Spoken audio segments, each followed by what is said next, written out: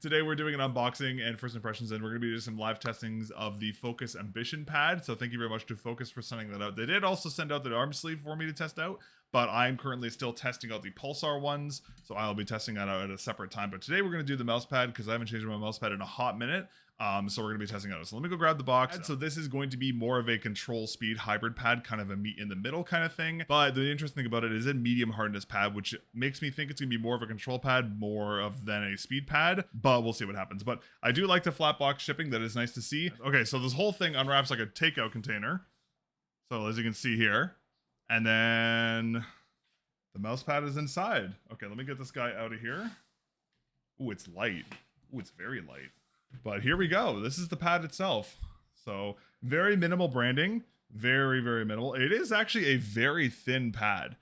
I think this one, I think it says it's 3.5 millimeters thick, but this actually seems a little thinner, but it actually feels quite good. The bottom, I'm not sure if you can see it on the camera here, is a kind of this sticky rubber base, but it's kind of not very grippy. That's grippy. No, okay. It's just, I think it's just because it's humid in my room right now, which is causing some issues with that.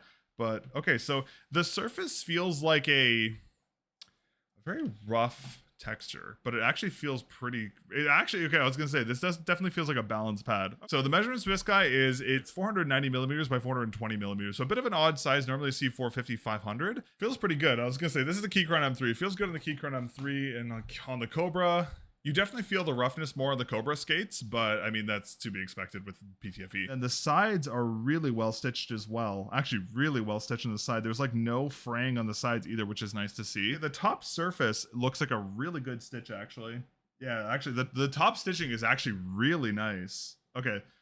Yeah, it's weird. The bottom feels like some parts of it are sticky and some parts of it aren't. Sometimes these these bases require a little bit of moisture to stick really well. So maybe I'll get some water and put on my desk to kind of see if that fixes it. Maybe it could just be the humidity as well, and it could be the material of the desk that it's not sticking to properly.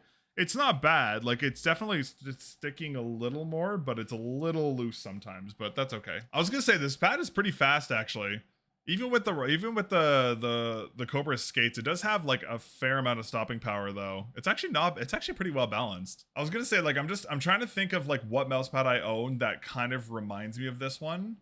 I think the only one that the only pad I can kind of draw a parallel to compared to the Focus Ambition is the what's it called? Is the Pulsefire pad. I think but the Pulsefire pad is much more controlled and a lot thicker, whereas this is a lot thinner and a lot more speed oriented. I will say one thing I like about the pad is that on some other mouse pads, X and Y movements aren't consistent. Like, it'll be harder to drag the pad down than it will be to move the pad from side to side. But I'll say the movements feel consistent. Like, there's not more friction going up and down than there is from going to side, because naturally a lot of pads are optimized for like side to side movement.